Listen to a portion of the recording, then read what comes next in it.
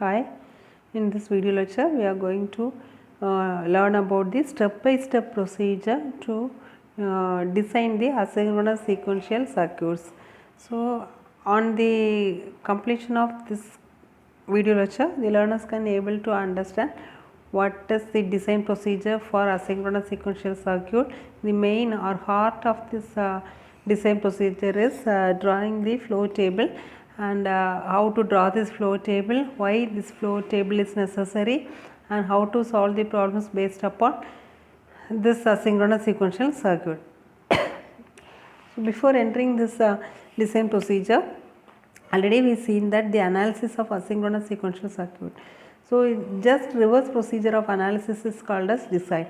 So, analysis gives the information how an existing sequential circuit works, and the design process is exactly the reverse process. As we said, here we know the behavior of the circuit and we have to develop the sequential circuit from the given diagram. Let us see the steps involved in this circuit. So, initially the construction of the primitive flow table from the problem statement is important, and an intermediate step may be included and develop the state diagram. Now, second step is from the primitive flow table, that is reduced by eliminating the redundant states by using the state reduction techniques. Now, third is the way to draw the state assignment mode. Then the fourth step is the primitive flow table is realized by using the appropriate logic elements. So, the first one is drawing the flow table. In a flow table, the states are named by the letter symbols. Simply 0 0 is A and 0 1 is B, 1 0 is C, 1 1 is D. So, derivation of flow table should be done. The flow table in an asynchronous sequential circuit is same as the state table in the synchronous sequential circuits, but both are same, but the name is different. But the only main difference between these two is, in an asynchronous sequential circuits, the state table is known as the flow table because of the behavior of the asynchronous sequential circuit. The state changes occur independent of a clock. But in case of this circuit, the state changes occur independent of clock based upon the logic propagation delay and cause the states to flow from one another. That's why it is called as flow table. Primitive flow table is a special case of flow table. So, just it is a flow table and it is defined as a flow table which has exactly one stable state for each row in a table. So, stable state is round. Here in this diagram we have a blue round, right? Blue round represents that state is a stable state. So, primitive flow table is a special case of table that has only one stable state in each row of the table.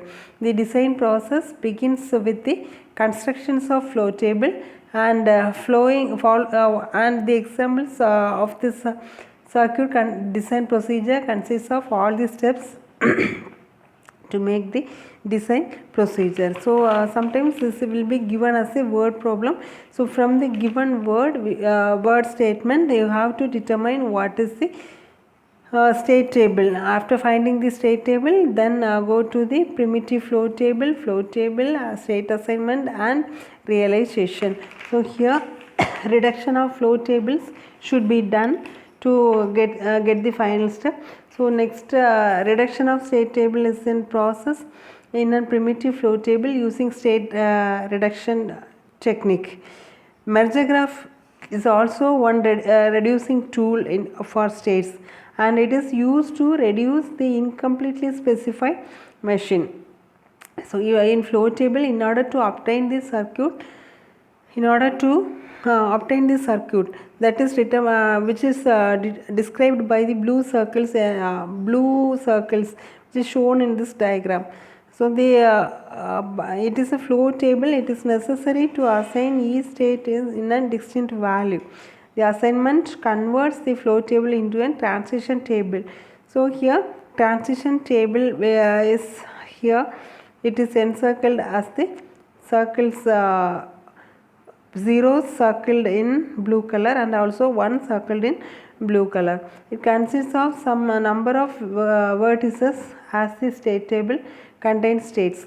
Each compatible state pair is indicated by a line drawn between two state vertices.